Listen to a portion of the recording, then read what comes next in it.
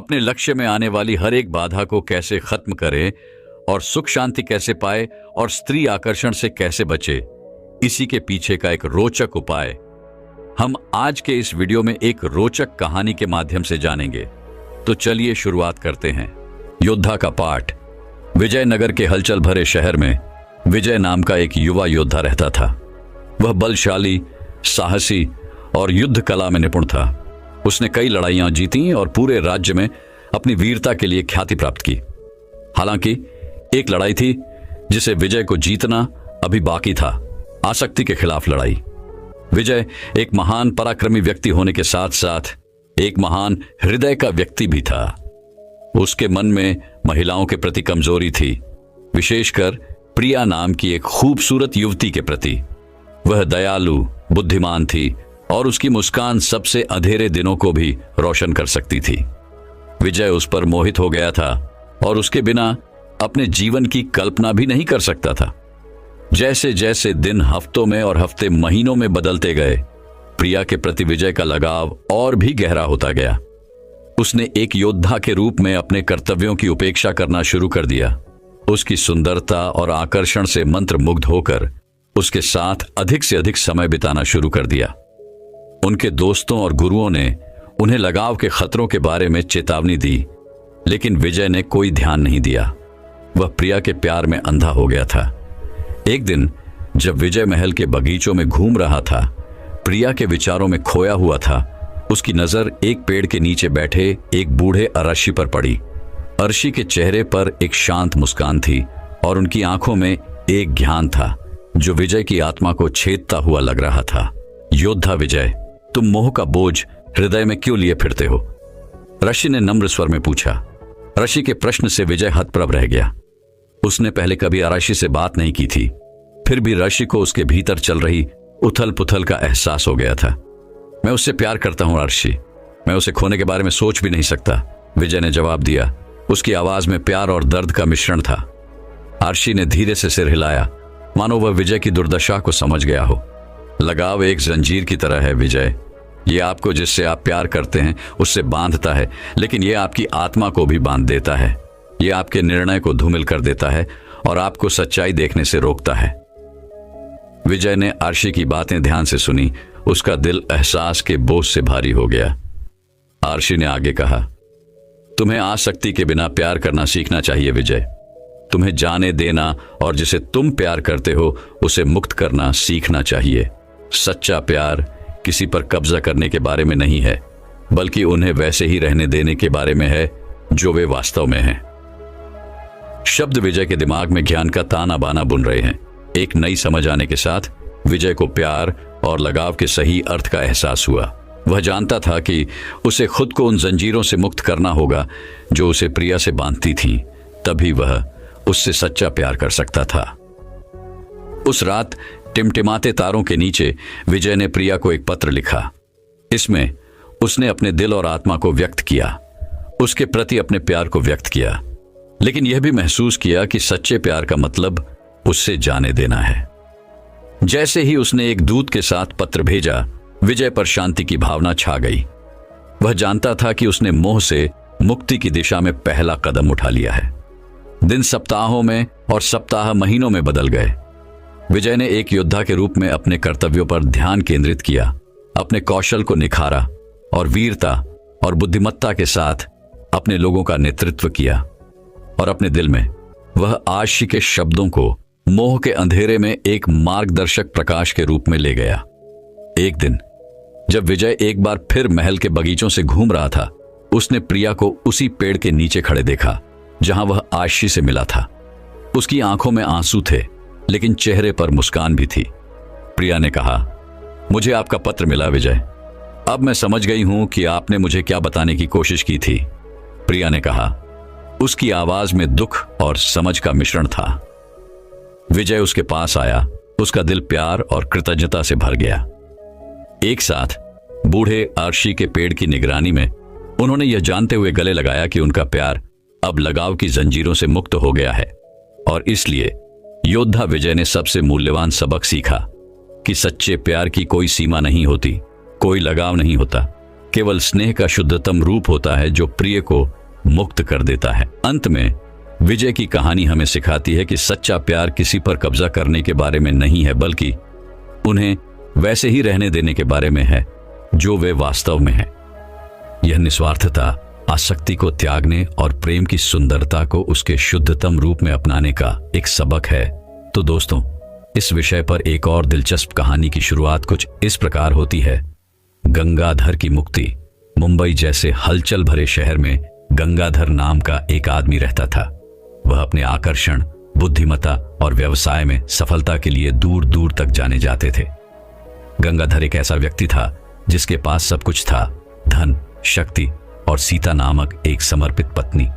हालांकि उनके जीवन का एक पहलू था जो उन्हें बहुत परेशान करता था, महिलाओं के प्रति उनका लगाव। गंगाधर हमेशा से एक आकर्षक व्यक्ति था। वह जहां भी जाता था महिलाओं को आकर्षित करता था। हालांकि वह अपनी पत्नी से बहुत प्यार करता था, फिर भी उसने खुद को कई विवाहेतर संबंधों में फंसा हुआ पाया। इन रिश्तों से मिले अस्थायी रोमांच के बावजूद गंगाधर को गहराई से पता था कि उसके कार्य गलत थे और महिलाओं के प्रति उसका लगाव उसे एक खतरनाक रास्ते पर ले जा रहा था। एक दिन जब वह अरब सागर के शांत पानी के किनारे बैठे थे तो गंगाधर की मुलाकात विद्याधर नाम के एक बुजुर्ग ऋषि से हुई। उनकी शांत आभा और बुद्धिमान आचरण से प्रभावित होकर गंगाधर ने ऋषि से बातचीत की।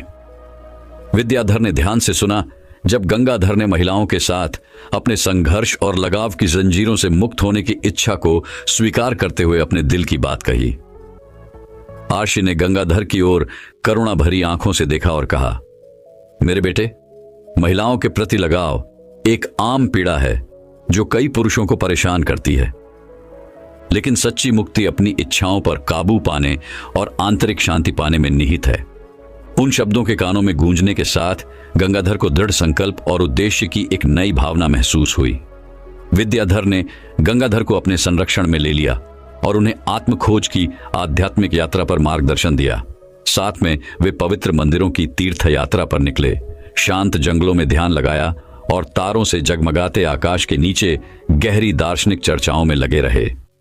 इन अनुभवों के माध्यम से गंगाधर ने महिलाओं के प्रति अपने लगाव के मूल कारणों को उजागर करना शुरू कर दिया और अपनी आंतरिक अशांति की गहरी समझ हासिल की। जैसे जैसे महीने सालों में बदलते गए, गंगाधर में गहरा परिवर्तन आया। महिलाओं के साथ उनकी बातचीत अब लालसा या असुरक्षा की जगह से नहीं, बल्कि सम्मान और करुणा की वास्तविक भावना से होती है। उन्होंने शारीरिक सुंदरता के सतही आकर्षण से परे देखना और किसी व्यक्ति की आत्मा के सच्चे सार की सराहना करना सीखा। एक दिन जब गंगाधर शहर की ओर देखने वाली धुंध से ढकी एक पहाड़ी पर खड़ा था तो उसे अपने ऊपर एक स्पष्टता का एहसास हुआ। आत्मज्ञान के उस क्षण में उन्हें एहसास हुआ कि सच्चा प्यार कब्जा या नियंत्रण के बारे में नहीं है, बल्कि प्रत्येक प्राणी के भीतर अंतर्निहित दिव्यता का सम्मान करने के बारे में है। नए ज्ञान और आंतरिक शक्ति के साथ गंगाधर एक बदले हुए व्यक्ति के रूप में मुंबई लौट आए। उन्होंने हर उस महिला की तलाश की जिसके साथ वे जुड़े थे और उनके कारण हुए किसी भी दर्द या पीड़ा के लिए विनम्रतापूर्वक माफी मांगी। अपने हार्दिक शब्दों और ईमानदार कार्यों के माध्यम से गंगाधर ने टूटे हुए बंधनों को जोड़ने और अतीत के घावों को भरने की कोशिश की। गंगाधर के परिवर्तन की बात दूर दूर तक फैल गई, जिससे अनगिनत पुरुषों और महिलाओं को अपने स्वयं के लगाव पर विचार करने और मुक्ति का मार्ग तलाशने की प्रेरणा मिली। उनकी कहानी एक किंवदंती बन गई जो आत्म जागरूकता, क्षमा और मुक्ति की शक्ति का प्रमाण है। और इसलिए महिलाओं के प्रति लगाव को पीछे छोड़ने की गंगाधर की यात्रा उनके रास्ते में आने वाले सभी लोगों के लिए आशा और प्रेरणा की किरण बन गई। अपनी परछाइयों को गले लगाने और अपने संघर्षों से ऊपर उठने में उन्होंने प्यार का असली अर्थ खोजा। एक ऐसा प्यार जो सीमाओं को पार करता है और सभी प्राणियों को अस्तित्व के सामंजस्यपूर्ण नृत्य में एकजुट करता है। जैसे ही अरब सागर पर सूरज डूबा, मुंबई शहर पर एक सुनहरी चमक बिखेरते हुए गंगाधर गर्व से खड़े थे, जो परिवर्तन और नवीकरण का प्रतीक था। उनका हृदय अब मोह के बंधनों से मुक्त हो गया था।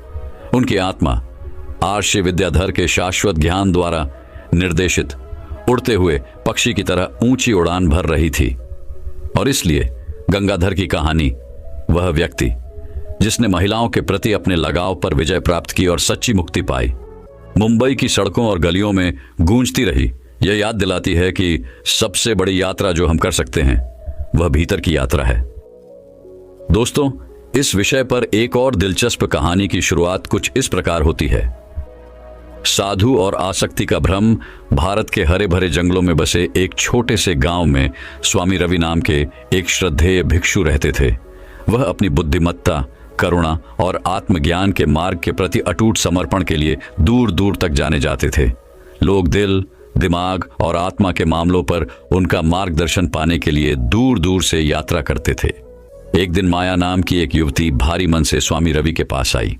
भौतिक संपत्ति, रिश्तों और इच्छाओं के प्रति लगाव के साथ अपने संघर्षों के बारे में बताते हुए उसके चेहरे से आंसू बह निकले।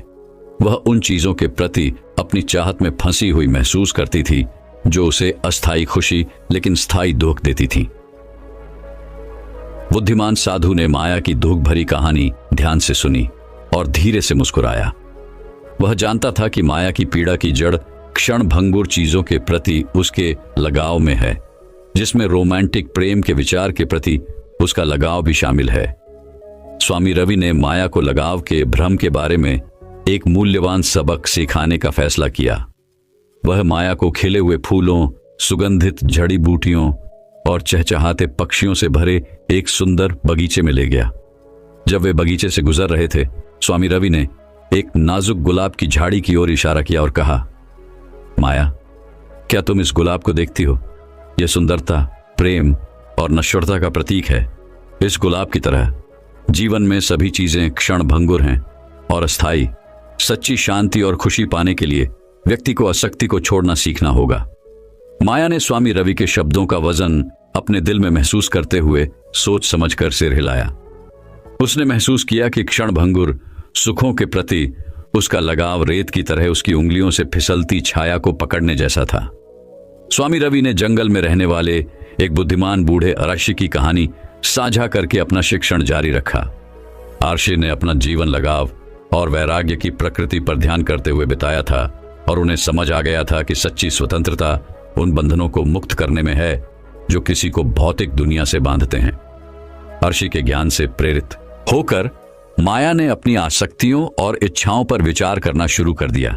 उसने देखा कि कैसे बाहरी मान्यता, भौतिक धन और रोमांटिक प्रेम की लालसा ने उसकी दृष्टि को धूमिल कर दिया था और उसे सच्ची आंतरिक शांति का अनुभव करने से रोक दिया था। स्वामी रवि के मार्गदर्शन से माया आत्म खोज और आत्म परिवर्तन की यात्रा पर निकल पड़ी। उसने जीवन की नश्वरता पर ध्यान लगाया, सचेतनता और करुणा का अभ्यास किया और अपनी अहंकार प्रेरित इच्छाओं से वैराग्य की भावना पैदा की। जैसे जैसे महीने बीतते गए, माया का दिल हल्का होता गया, उसका दिमाग साफ होता गया और उसकी आत्मा मजबूत होती गई। उसने हर पल की क्षण भंगुर सुंदरता की सराहना करना, बिना उससे चिपके रहना, बदले में कुछ भी उम्मीद किए बिना शर्त प्यार करना और जीवन के सरल सुखों में खुशी ढूंढना सीखा। अंत में माया को आसक्ति के बारे में स्वामी रवि की शिक्षाओं का गहन ज्ञान समझ में आया। उसने महसूस किया कि सच्ची स्वतंत्रता चीजों या रिश्तों पर कब्जा करने में नहीं है, बल्कि लगाव के भ्रम को दूर करने और वर्तमान क्षण की अनंत प्रचुरता को अपनाने में है। और इस प्रकार भिक्षु के साथ माया की यात्रा समाप्त हो गई, लेकिन जैसे जैसे वह आंतरिक शांति, ज्ञान और आत्मज्ञान के मार्ग पर चलती गई, उसका आध्यात्मिक विकास और परिवर्तन जारी रहा। कहानी का सार यह है कि सच्ची खुशी और संतुष्टि भीतर से आती है, बाहरी स्रोतों या क्षणभंगुर लगाव से नहीं। अपने लगाव के भ्रम को त्याग कर और नश्वरता की सुंदरता को अपनाकर हम अपने जीवन के हर पल में सच्ची स्वतंत्रता, शांति और आनंद पा सकते हैं। इस कहानी में लगाव और वैराग्य के विषयों को रचनात्मक और व्यावहारिक तरीके से बुना गया है, जिसमें साधु के ज्ञान को नायक की आत्म खोज की यात्रा के साथ जोड़ा गया है। दोस्तों, इस विषय पर एक और दिलचस्प कहानी की शुरुआत कुछ इस प्रकार होती है। विकास के लिए अलगाव, हरे भरे खेतों और ऊंचे पहाड़ों के बीच बसे एक छोटे से भारतीय गांव में सीता नाम की एक युवा महिला रहती थी। सीता अपनी अद्वितीय सुंदरता, दयालु हृदय और दीप्तिमान मुस्कान के लिए दूर दूर तक जानी जाती थीं। कई लड़के विवाह के लिए उसका हाथ मांगने आए, लेकिन सीता ने उनकी ओर कोई ध्यान नहीं दिया। वह अपने सादे जीवन से संतुष्ट थी। उसे धूल भरी सड़कों पर खेलते बच्चों की हंसी और भोर में पक्षियों के गायन की धुन में खुशी मिलती थी। एक दिन रवि नाम का एक सुंदर राजकुमार गांव में आया। रवि सीता की कृपा और आकर्षण की ओर आकर्षित हुए और उन्होंने उनका स्नेह जीतने की कसम खाई। उसने उस पर उपहारों की वर्षा की, चांद की रोशनी में उसका मनोरंजन किया और अपने अमर प्रेम का वचन दिया।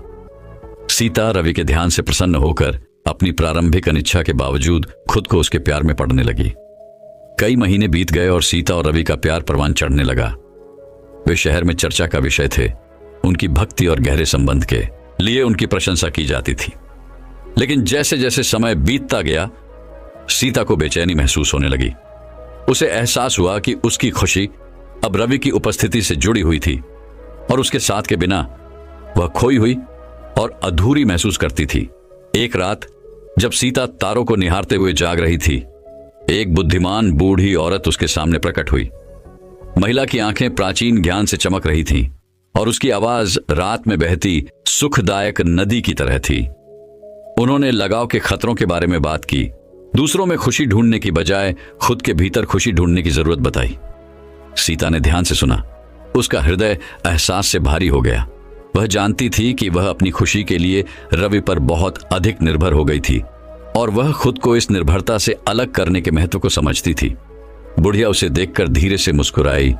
उसके शब्द सीता के मन में मुक्ति के मंत्र की तरह गूंज रहे थे। अगली सुबह सीता ने एक निर्णय लिया।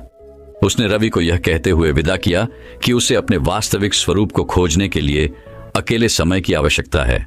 रवि का दिल टूट गया था, लेकिन उसने सीता की पसंद का सम्मान किया, यह जानते हुए कि सच्चे प्यार का मतलब दूसरे व्यक्ति को विकसित होने देना है।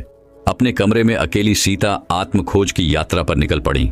वह किताबों में डूबी रहीं, कला में डूब गईं और प्रकृति के शांत एकांत में ध्यान करते हुए लंबे समय तक बिताईं। धीरे धीरे लेकिन निश्चित रूप से उसे अपनी कंपनी में, अपने दिल की धड़कन की लय में और अपनी आत्मा की फुसफुसाहट में खुशी मिलने लगी। महीने वर्षों में बदल गए और सीता एक दुर्लभ ज्ञान और अनुग्रह वाली महिला बन गई। वह गांव में प्रकाश की किरण बन गई और दूसरों को खुशी और संतुष्टि के लिए अपने भीतर देखने के लिए प्रेरित किया। लोग दूर दूर से उससे सलाह लेने के लिए आते थे और उसके अस्तित्व से निकलने वाली शांति और स्थिरता से आकर्षित होते थे। रवि भी अपने ढंग से बड़ा हो गया था। आसक्ति के बंधनों से मुक्त होकर वह आत्मखोज की अपनी यात्रा पर निकल पड़ा था और बाहरी स्रोतों के बजाय अपने भीतर खुशी ढूंढना सीख रहा था। और जब वह और सीता दोबारा मिले तो उनका प्यार पहले से कहीं अधिक बढ़ गया था, जो एक दूसरे के व्यक्तिगत पथों की गहरी समझ पर आधारित था। और इस तरह सीता और रवि हमेशा खुशी से रहे। उनका प्यार खुद को आसक्ति से अलग करने की शक्ति का एक प्रमाण है। उन्होंने दुनिया को दिखाया कि सच्ची खुशी भीतर से आती है, कि दूसरे से प्यार करना उन्हें आजाद करना है और सबसे बड़ा उपहार जो हम खुद को दे सकते हैं वह बढ़ने और विकसित होने की आजादी है। दोस्तों, इस विषय पर एक और दिलचस्प कहानी की शुरुआत कुछ इस प्रकार होती है। राहुल की दौलत भरी यात्रा। मुंबई के हलचल भरे शहर में राहुल नाम का एक अमीर आदमी रहता था। उसके पास सब कुछ था, एक सफल व्यवसाय, एक भव्य हवेली, महंगी कारें और उसके आसपास के सभी लोगों से प्रशंसा। हालांकि इन सभी विलासिता के बावजूद राहुल अपने भीतर खालीपन की गहरी भावना से दबे हुए थे। उनके जीवन में सच्चे आनंद और तृप्ति का अभाव था। एक दिन एक चैरिटी कार्यक्रम में भाग लेने के दौरान राहुल की मुलाकात माया नाम की एक युवती से हुई। वह इस कार्यक्रम में एक स्वयं सेवक थी, जिसमें दयालुता और गर्मजोशी झलक रही थी। राहुल उसके वास्तविक स्वभाव से मोहित हो गया और उसे एक ऐसा जुड़ाव महसूस हुआ जो उसने पहले कभी अनुभव नहीं किया था। उनकी दोस्ती एक गहरे बंधन में बदल गई और इससे पहले कि राहुल को पता चलता, वह माया के प्यार में पागल हो गया था। जैसे जैसे उनका रिश्ता बढ़ता गया, राहुल का माया से लगाव बढ़ता गया। वह उसके साथ के बिना अपने जीवन की कल्पना भी नहीं कर सकता था। माया ने उसके सर्वश्रेष्ठ को बाहर निकाला, उसके दिल के खालीपन को प्यार और खुशी से भर दिया। लेकिन जैसे जैसे समय बीतता गया, राहुल को एहसास होने लगा कि माया के प्रति उसका लगाव उसे खा रहा है। एक दिन राहुल ने अपने बुद्धिमान पुराने मित्र श्री पटेल से सलाह मांगी। श्री पटेल ने ध्यान से सुना जब राहुल ने माया को खोने के अपने डर और उसकी भावनाओं पर उसकी पकड़ को साझा करते हुए अपने दिल की बात बताई। श्री पटेल धीरे से मुस्कुराए और राहुल को एक कहानी सुनाई। बहुत दूर एक छोटे से गांव में अर्जुन नाम का एक युवा किसान रहता था। उसने जीवंत फूलों और हरी भरी हरियाली से भरा एक सुंदर बगीचा लगाया था।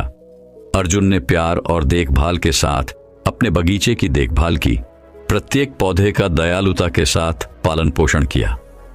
एक दिन एक तूफान आया, गांव को उजाड़ दिया, अर्जुन के बगीचे को पूरी तरह से नष्ट कर दिया। अपने नुकसान के बावजूद अर्जुन ने अपने बगीचे की नश्वरता को स्वीकार किया और आगे बढ़ गए, ये समझते हुए कि लगाव केवल दुख की ओर ले जाता है। राहुल ने श्री पटेल की बातों पर गहराई से विचार किया। उसे एहसास हुआ कि माया के प्रति लगाव उसे खुशी से ज्यादा दर्द दे रहा था। स्पष्टता के एक क्षण में राहुल को समझ में आ गया कि सच्चा प्यार स्वतंत्रता और विकास की अनुमति देता है, स्वामित्व और नियंत्रण की नहीं। भारी मन से राहुल ने माया को जाने देने का कठिन निर्णय लिया। वह जानता था कि उनका प्यार शुद्ध और अनमोल है, लेकिन वह वैराग्य के महत्व को भी समझता था। राहुल ने माया पर अपनी पकड़ ढीली कर दी, जिससे उसे अपने रास्ते पर चलने की आजादी मिल गई। महीने बीत गए और राहुल ने अपने काम पर ध्यान केंद्रित किया। अपने व्यापारिक उद्यमों और परोपकारी प्रयासों में सांत्वना ढूंढी। उन्होंने लगाव और वैराग्य के बारे में जो सबक सीखा था उसे अपनाया, यह महसूस करते हुए कि सच्ची खुशी बाहरी स्रोतों से नहीं, भीतर से आती है। एक दिन राहुल को माया का पत्र मिला। उन्होंने उनके बीच मिले प्यार और एक दूसरे को सिखाए गए सबक के लिए उन्हें धन्यवाद दिया। माया को वंचित बच्चों की मदद करने का शौक था और वह उनके जीवन में बदलाव ला रही थी। माया के शब्दों को पढ़कर राहुल मुस्कुराया। उसे गर्व और संतुष्टि का एहसास हुआ। जैसे जैसे समय बीतता गया, राहुल और माया दोस्त बने रहे, दूर से एक दूसरे का समर्थन करते रहे। उनका बंधन रूमानी प्रेम से आगे बढ़कर आपसी सम्मान और प्रशंसा पर आधारित एक गहरा संबंध बन गया था। राहुल ने कृतज्ञता के साथ अपनी यात्रा को देखा, यह जानते हुए कि माया के प्रति अपने लगाव को छोड़ना ही उनके व्यक्तिगत विकास और ज्ञानोदय की कुंजी थी। उन्होंने जान लिया था कि सच्चा धन भौतिक संपत्ति में नहीं, बल्कि हृदय की समृद्धि और आत्मा की गहराई में निहित है। और इसलिए राहुल और माया की कहानी प्रेम, वैराग्य और आत्म खोज की शक्ति का एक प्रमाण बन गई। उनकी कहानी ने कई लोगों को अपने भीतर सच्ची खुशी की तलाश करने के लिए प्रेरित किया, उन आसक्तियों को दूर किया जो उनके आध्यात्मिक विकास में बाधक थीं। अंत में राहुल को एहसास हुआ कि सबसे बड़ा सबक जो उसने सीखा था वह यह था कि प्यार किसी पर कब्जा करने के बारे में नहीं है, बल्कि उन्हें अपना सर्वश्रेष्ठ बनने के लिए स्वतंत्र करने के बारे में है। और उस एहसास के साथ राहुल को अपने दिल में शांति और तृप्ति मिली, यह जानकर कि उसने प्यार के सच्चे सार को अपना लिया है। दोस्तों, इस विषय पर एक और दिलचस्प कहानी की शुरुआत कुछ इस प्रकार होती है।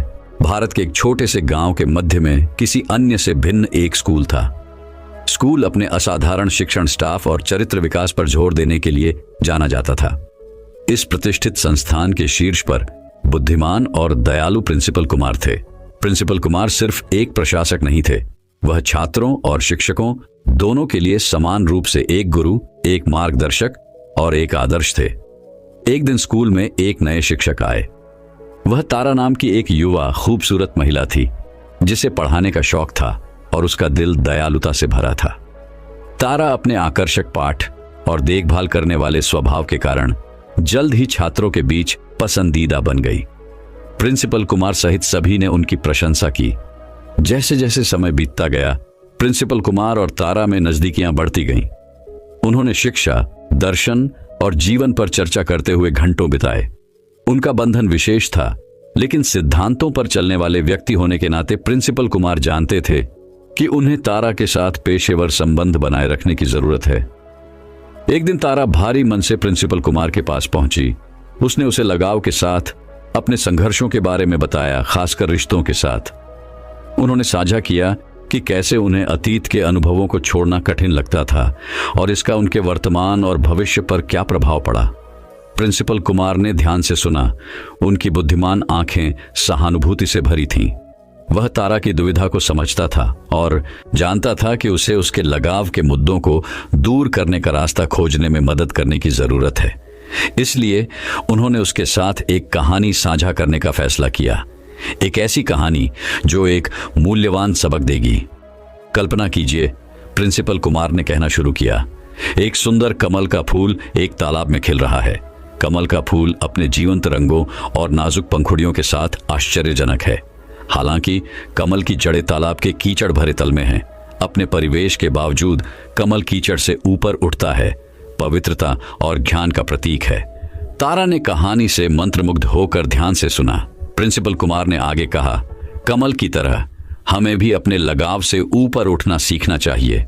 हमें अतीत को छोड़ना सीखना चाहिए, क्योंकि यही एकमात्र तरीका है जिससे हम वास्तव में फल फूल सकते हैं और बढ़ सकते हैं। लगाव हमें उस चीज से बांधता है जो नहीं है, लंबे समय तक वहां रहता है और हमें वर्तमान क्षण को अपनाने से रोकता है।